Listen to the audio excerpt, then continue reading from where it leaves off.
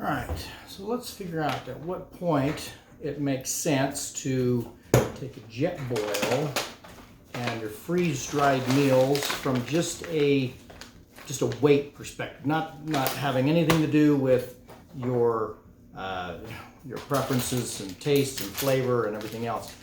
Let's say that your alternatives would be to take enough calories in something that does not require any cooking versus enough calories in your freeze-dried meals plus some sort of a cooking apparatus plus fuel, and where the line is. Theoretically, these non-dehydrated options, say bags of nuts or a Smart Bar, are going to ultimately weigh more than freeze-dried, but is that going to be a factor after a day, after 3 days, a week? How long do you have to be trekking for that to make a difference? So let's create a baseline here of the number of calories you're likely to need in, let's say, 1 day's worth of food. So let's assume that you are going to just eat your freeze-dried meals. Okay, so this Mountain House here, breakfast skillet, which is one of the highest calorie content per weight that I'm aware of, is 2 servings per container, 350 calories per serving. So we've got 700 calories, and we've got 5.6 ounces.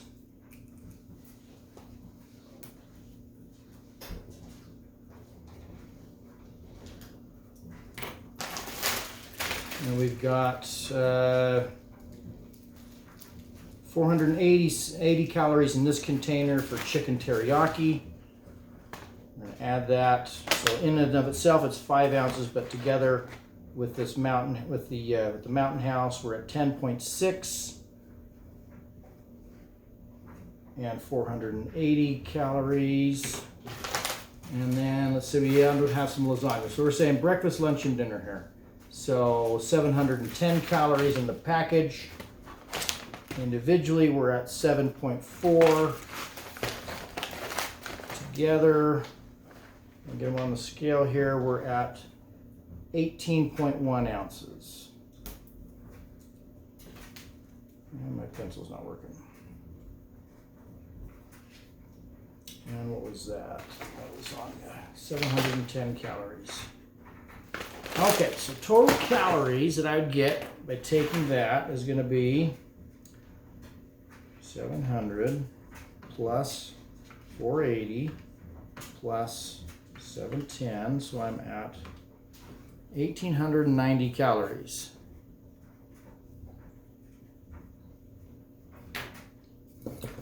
So in that system, I'm going to need some sort of a fuel. I'm going to need a stove. In this case, something like a jet boil comes with a handy little mount. So this would be my weight penalty, so to speak, for taking a stove. Now there are certainly lighter stove options out there, but as far as efficiency with fuel, this is going to be one of your better options. So that's 15.1 ounces.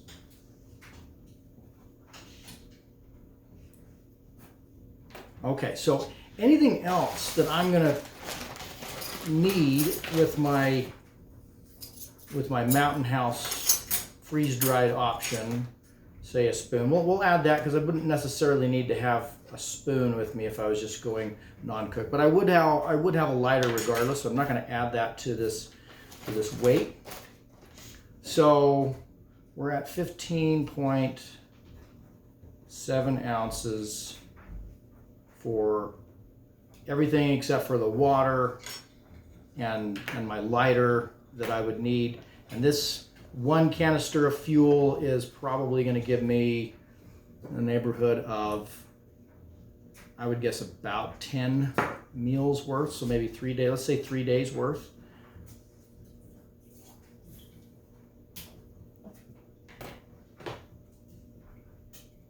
Okay, so for 1 day, if I'm just doing freeze-dried, I'm at 15.7 plus my 18.1 ounces.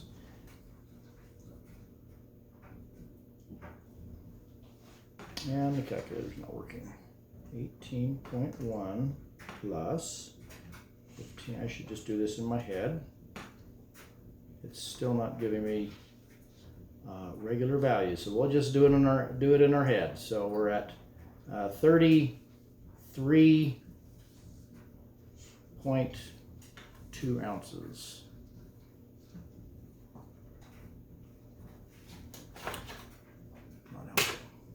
Okay, so let's contrast that with something like our just energy bars and fig bars. And okay, so Nature's Bakery Fig Bar, we're at 200 calories and it weighs 2 ounces.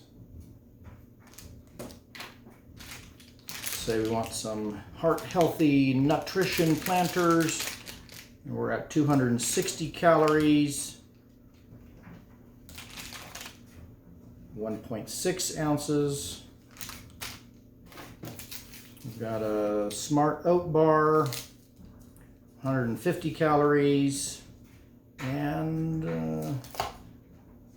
1.5 ounces. A bag of Planters kettle cooked butter cinnamon pecans, 350 calories, 2.4 ounces.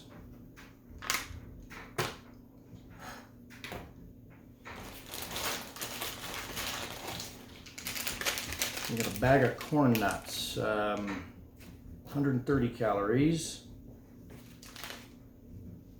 1.1 ounces.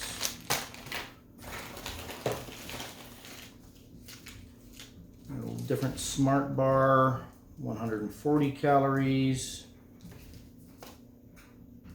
1.4 ounces.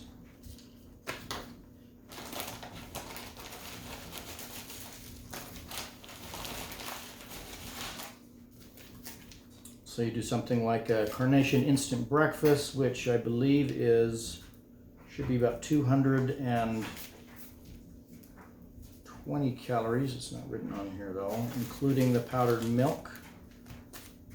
So 220, 2.3 ounces. All right, let's see where we're at on this. So see if we're even close to our 1,890 calories. Still no calculator here to use, so my computer will let me do it.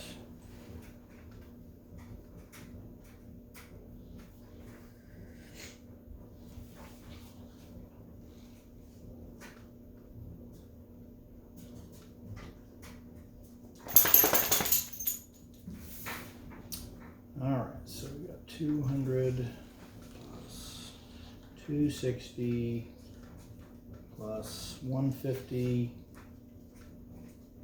plus 350 plus 130 plus 140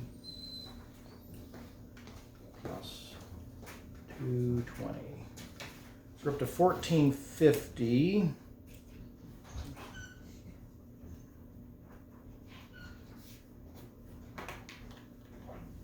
Calories here, we're up to 2 plus 1.6 plus 1.5, 2.4 plus 1.1 plus 1.4 plus 2.3. 12.3 ounces for 1,450 calories. Let's see if I add something else in here. Let's say you took something like this snack on the run tuna salad kit.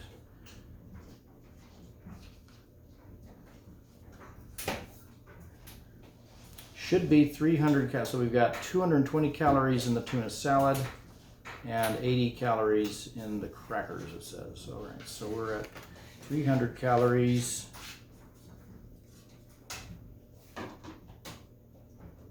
And 4.7 ounces. So that is going to get us pretty close. We'll probably need to add one more. 4.7. 17 ounces and 1,750 calories. So we need another 140 calories or so. What do we got here? 130 calories. In fact, let's just do, we could be right on the money. We should, one of these was 140 calories here. So if we add our Smart Oat bar back in, 140, it brings us to our 1,890 calories for both options, and add that 1.4 ounces. So we are at 18.4 ounces of food. Okay, so our calorie to calorie, we're at 18.4 ounces for our non-cooked food. In fact, we'll throw this all on here and see how close we are. The precision of in just ounces is not as precise. It does round up a little bit. We can add this one to be close. So we're at 19 point. Yeah, so that all together on here is actually showing 19.8 ounces. So we will go with that instead of our added up math. And we already added those up to our 18. So that's actually got us at 18. When we add them all together, we're actually 18 ounces here. So instead of adding them individually.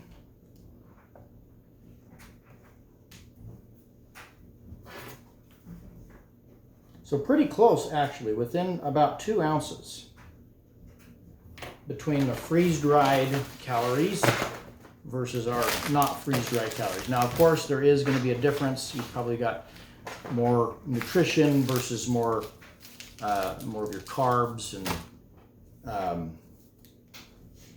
is this going to give you the balanced nutrition you need on a true backpacking excursion or not? You know, there's going to be ways to offset that with things like vitamin fortified, you know, instant breakfasts and whatnot.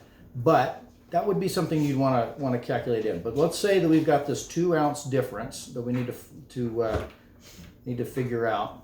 Oh, that was correct. So we were at 18.1 ounces before. Okay, so 18.1 on these was added up, and then 15.1 was the added weight of the jet. So by those numbers, we've got 2 ounces of loss per day by going to our non-cooked options, which if we divided our roughly 16 ounces of necessary cooking equipment, you're going to be at about 8 days. 8 days worth of, to get to the same weight, if you will. So in other words, anything under 8 days, if you didn't want the hassle of cooking and you didn't mind not eating what would be, you know, like a real meal, then you can actually save weight by leaving the cooking apparatus at home and just taking items that, food that does not need to be cooked. There is a slight weight penalty. This at the end of the day is lighter, calorie for calorie. It's going to be lighter than something that's not dehydrated. But to see, under this example, to see the return on the investment of hauling this in, you got to go 8 days. Now, let's say you wanted to kind of have your cake and eat it too, so to speak. You don't want the added weight of your fuel and everything else, which, by the way, to get it to 8 days, you're actually going to add in another canister, which is going to start. It's going to be kind of a wash, would be my guess. You're probably going to not meet a point where it's worth the extra fuel that you're going to need to get you into the day range if it was just weight was the deciding factor. However, you do have the option to go an ultralight, if you will. This is a can, an old Foster's can, I believe, that I've used on a number of occasions with success just over a fire, and it weighs 0.7 ounces. Combined with a little handy cup that I usually will carry. This is just a cut-off sprayer bottle that nests well with this can. I'm at 1 ounce. So between the two, I'm at 1.7 ounces, which is less than my weight penalty for 1 day between these two options. However, that would allow me to take something like a freeze-dried meal or a couple of freeze-dried meals on a longer extended hike and have something to, offset the boring, the eating Smart bars and Fig bars for every meal for a week straight can get old. And so to supplement it with something with a little bit more nutritional value, something it tastes a little bit more normal, it feels like a real meal, is definitely going to be a morale boost. But this would allow you to do that. It's certainly not going to have the level of convenience. You're going to have to be in an area that you're allowed to have a fire. You have to make a fire. You have to control it. Make some sort of a coal system that you can get that in. You can boil some water. Now, this is something that I have in this 1.7 ounces is something I have in my kit regardless, because I find it is it's a multi-purpose, it borders on the verge of even a survival piece, because in the event that my water filtration system failed, push comes to shove, I can boil water in this and I can purify my water and still have drinking water. It would be tedious, it would take a long time to fill up all of my water bladders, but it would do the trick. And for a 1.7 ounce penalty, it's worth the wait, in my opinion. It also allows me a space to kind of keep some of my first aid kit, some of my little other often carried but not necessary items if I'm going into a place where I'm going to perhaps be able to catch fish that I could eat. Something like some seasonings like Johnny salt or a lemon pepper can often go a long ways. And again, fairly minimal weight penalty at ½ ounce. If I am going to need to use a system like this, I will want to take some sort of a little grabber or a pot cozy. This is just a piece of reflective foam that would come out of like a windshield cover in a car. It allows me something to grab on there. I can even kind of create a little holder for it, depending on where I put my duct tape, and grab the can if I need to for better control for pouring and whatnot. So just a few little things like that. That's light enough, it literally doesn't register on my ounce scale, so it's something less than 1/10 of an ounce. And then I usually carry some sort of a small pack towel that I can use. It can be re-washed, reused. I can use it for cleaning things if I need to. Just a multitude of purposes for, again, a 0.4 ounce weight penalty. These are just a few things that I would already have in my kit regardless that would make cooking over an open fire a legitimate possibility. And I probably would want to throw in a spoon or a spork. A titanium spork here is going to add 0.6 ounces. I would have some tin foil. This is enough tin foil that I could probably catch and eat fish for close to a week if I was careful with it and reusing it where possible. And I'm about 9/10 of an ounce. Could get a lot of good protein and could save a lot of ounces in food that I could leave behind if I knew that was a reliable resource. So, bottom line here is jet boils or other cooking stoves are an extremely useful tool for your backpacking comfort. But I would say that push comes to shove, it's probably not going to be the most important thing in my backpacking kit.